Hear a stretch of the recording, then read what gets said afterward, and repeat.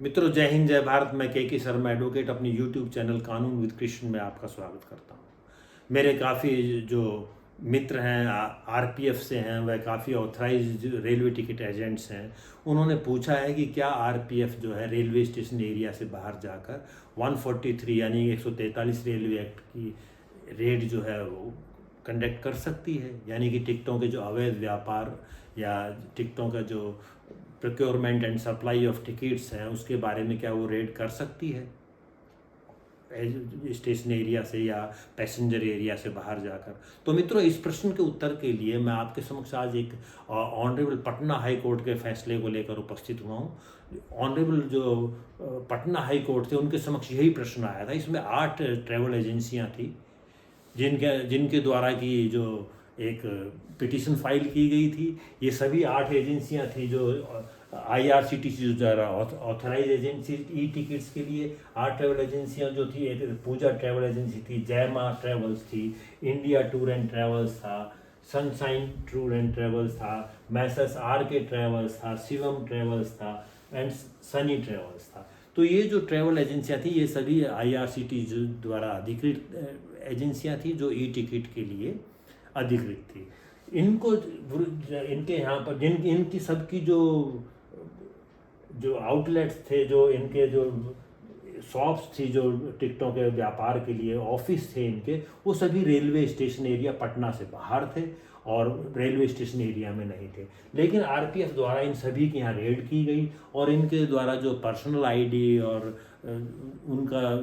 Counter tickets का जो है व्यापार करना या मैनुअल टिकट्स लेकर उनका व्यापार करना जो है पाया गया और इनके विरुद्ध सबके विरुद्ध 143 रेलवे एक्ट यानी 143 रेलवे अधिनियम के तहत मुकदमा दर्ज किया। मुकदमा दर्ज करके इनको जो अरेस्ट करके रेलवे मजिस्ट्रेट पटना के यहाँ प्रस्तुत किया, जिनके यहाँ से जुडिशियल रिमांड किया गया। तो उससे व्यथित होकर जो ये 8 ट्रैवल एजेंसीज थी पटना की, इन्होंने ऑनरेबल पटना हाई कोर्ट में एक पिटीशन फाइल की और उसके अंदर जो यूनियन ऑफ इंडिया को जो है थ्रू सीईओ रेलवे बोर्ड पक्षकार बनाया गया, चेयरमैन को पार्टी बनाया गया, डीजी आरपीएफ को पार्टी बनाया गया, आईजी जो थे उनको पार्टी बनाया गया, कंसर्न कमांडेंट थे पटना के उनको पार्टी बनाया गया, इंस्पेक्टर आरपीएफ जो पटना जंक्शन थे उनको पक्षकार बनाया गया। इसमें एसएसपी पटना को पक्षकार बनाया गया तथा साथ में एसएचओ पटना को भी पक्षकार बनाया गया। और पक्षकार बनाते हुए ये जो एजेंसियां थी इनके द्वारा ये कथन किया गया कि जो आरपीएफ है उसके द्वारा जो स्टेशन एरिया से बाहर जाकर जो हमारे यहाँ रेड की है जिसके लिए वो अधिकृत नहीं है, वो उसको अवैध घोषित किया जाए, क्योंकि वो सभी ऑथराइज एजेंट्स हैं आईआरसीटीसी के ई टिकट्स के लिए। और इस तरह जो रेलवे मजिस्ट्रेट द्वारा इनका रिमांड दिया गया है, जो इनको जुडिशियल रिमांड में भेजा गया है, उसको भी जो है क्वेश किया जाए तथा आरपीएफ ने जो 41A 41 सब क्लूज 1 to B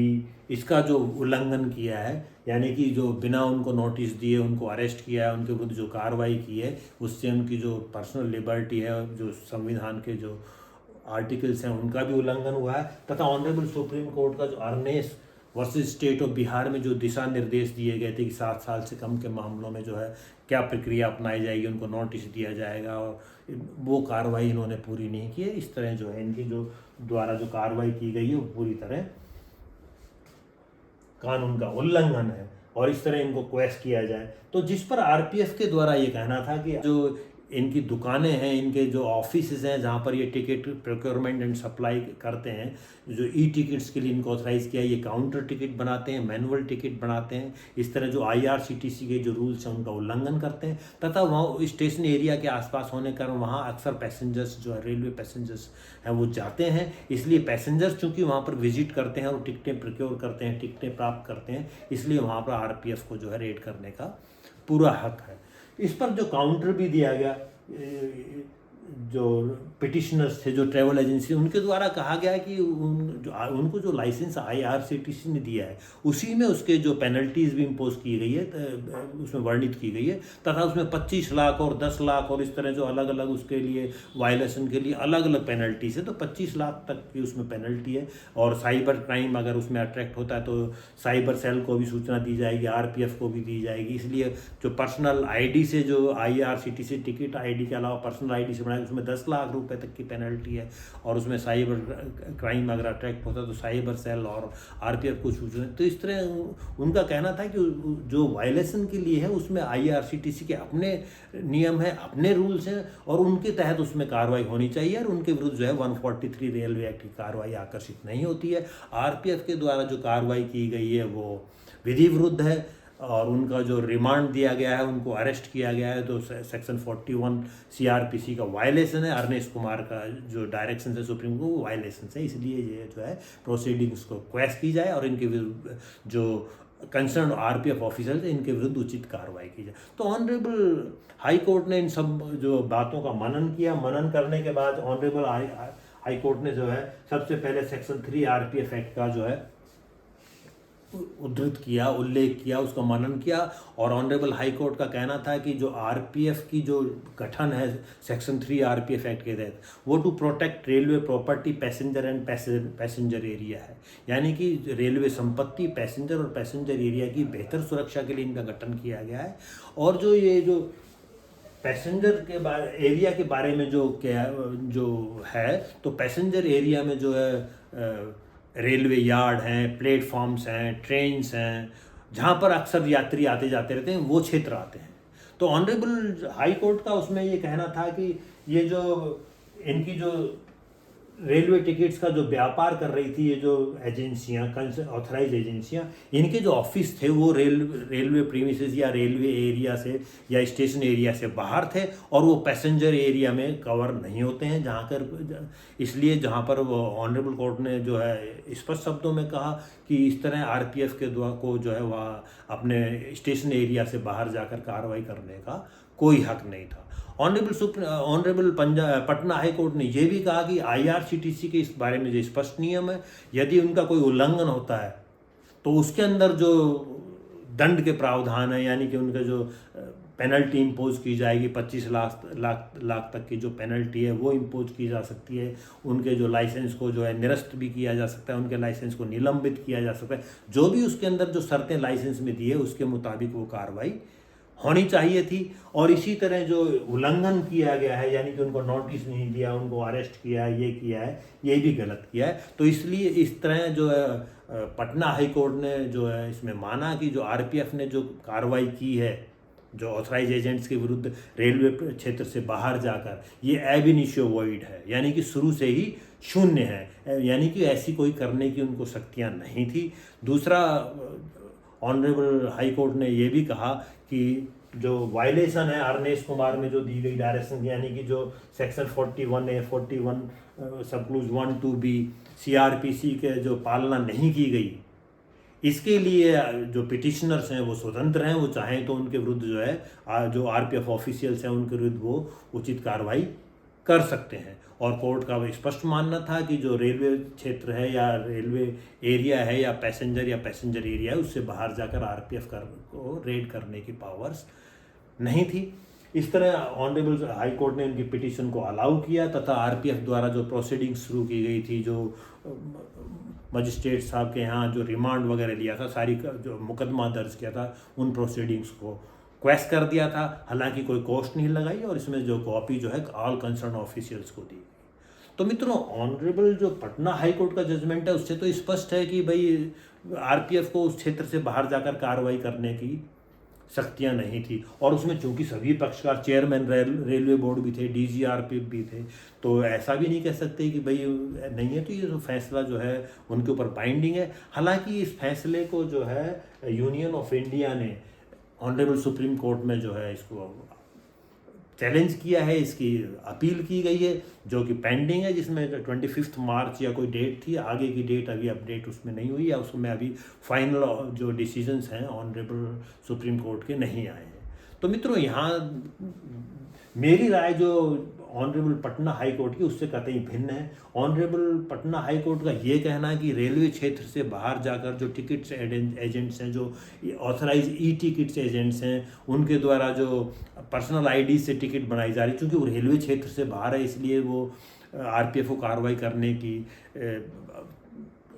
शक्तियाँ या पावर नहीं थी। मेरी राय से कतई भिन्न है, क्योंकि जो ई टिकट जर्नी, हालांकि रेलवे लागू हुआ तो ये ई टिकट का कंसेप्ट ही नहीं था, लेकिन अब चूंकि अब तो है, और ऑनरेबल सुप्रीम कोर्ट का जो RPF inspector versus RPF inspector क्वाइटम वर्सेस मैथ्यू के चैरिन के मामले में ऑनरेबल सुप्रीम कोर्ट कह चुका है कि जो भी टिकट हो, चाहे वो ई टिकट हो, पेपर टिकट हो, पिंक टिकट हो, कोई भी टिकट हो, any kind of ticket which gives a right to travel in the train, जो ट्रेन से यात्रा करने का अधिकार देती है, ऐसी टिकट सबके ऊपर 143 जो है अट्रैक्ट होता है। हालांकि इसमें पटना हाई कोर्ट ने ऑनरेबल जो हाई कोर्ट का जो फैसला था उसको द्रुत नहीं किया, क्योंकि उससे पहले फैसला हो गया था। लेकिन ये तो सर्वविदित है कि जो रेलवे का टिकट जनरेट होता है उसका सर्वर जो है रेलवे बोर्ड में होगा या जो हेडक्वार्टर्स हैं उनमें होगा, तो उसको जो एसेस, जो रेलवे क्षेत्र तो है, रेलवे हेडक्वार्टर है, जो नॉर्थ जोनल हेडक्वार्टर्स हैं या जहाँ भी रेल की यूनिट्स हैं, रेलवे एरियाज हैं, वहाँ पर उनके सर्वर्स होते हैं, और वहाँ से वो टिकटें जो है, उन सर्वर को कोई ऐसे रेलवे क्षेत्र से बाहर करे तो टिकट जनरेट तो उसी से, जो सर्वर है या जो मशीन है या जो डिवाइस है उसी से जनरेट होती है। दूसरा, उसके अंदर जो टिकट्स जनरेट होंगे उसमें जो राइट टू ट्रैवल है वो तो रेलवे प्रीमिसेस में आने के बाद ही राइट टू ट्रैवल करेगा। उस टिकट को जो उसने रेलवे क्षेत्र से बाहर उसने प्रिक्योर किया या उसने एसेस करके बनाया, तो वो टिकट जो राइट देती है, राइट टू ट्रैवल, वो तो रेलवे प्रीमिसेस में आकर ही उसको एक्सरसाइज करेगा। और इसी तरह जो सर्वर जो रेलवे क्षेत्र में उपस्थित है उसको कोई बाहर से एसेस करता है, तो ये कैसे कह सकते हैं कि चूंकि वो बाहर एसेस कर रहा था इसलिए आरपीएफ को जुरिसडिक्शन नहीं है। तो ये जो इलेक्ट्रॉनिक मीडिया है, इलेक्ट्रॉनिक जो कम्युनिकेशन है, इसमें इसकी जो है परिभाषा फिजिकल जो क्षेत्राधिकार है, जो भौतिक क्षेत्राधिकार, उससे थोड़ा सा भिन्न है और मेरी राय इससे भिन्न है। तो मेरी राय में जो ऑनरेबल पटना हाई कोर्ट का जजमेंट था वो ई टिकट्स या जो रेलवे क्षेत्र से बाहर टिकटों का व्यापार कर रहे हैं उनके ऊपर जो है वो बिल्कुल आरपीएफ का जुरिसडिक्शन लागू होता है, क्योंकि वो टिकट एसेस कर रहे हैं, रेलवे के जो संसाधनों का उपयोग कर रहे हैं, उसकी वेबसाइट्स और उसके ऐप्स को यूटिलाइज करके टिकटें जनरेट कर रहे हैं, भले ही वो क्षेत्र से बाहर हो, लेकिन जो मशीन्स हैं, इंस्टॉलेशंस हैं, वो सब रेलवे क्षेत्र में ही है। और जो रेलवे एक्ट है वो it extend to entire India, वो पूरे क्षेत्र पर लागू होता है। कहीं भी कोई जो रेलवे का या आरपीयूपी एक्ट का या रेलवे एक्ट का कोई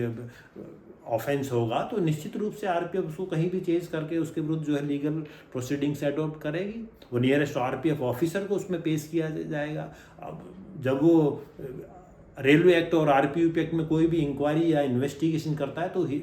आरपीएफ ऑफिसर जो है वो बीइंग ऑथराइज्ड ऑफिसर वो एक्साइज सभी एसएचओ की पावर्स को एक्साइज करता है। और आरपीएफ के लिए जो रेलवे एक्ट है और आरपीयूपी एक्ट है वो कॉग्निजेबल ऑफेंस है। तो मेरी राय इसमें बिल्कुल भिन्न है, लेकिन चूंकि ऑनरेबल पटना हाई कोर्ट का जजमेंट है और अभी इसके ऊपर कोई स्टे और कोई मैं समझता हूँ इसको सुप्रीम कोर्ट से कोई डायरेक्शंस या कोई जजमेंट नहीं आई है कि ये जजमेंट कैसा था कैसा नहीं था, इसलिए जजमेंट जो है आज भी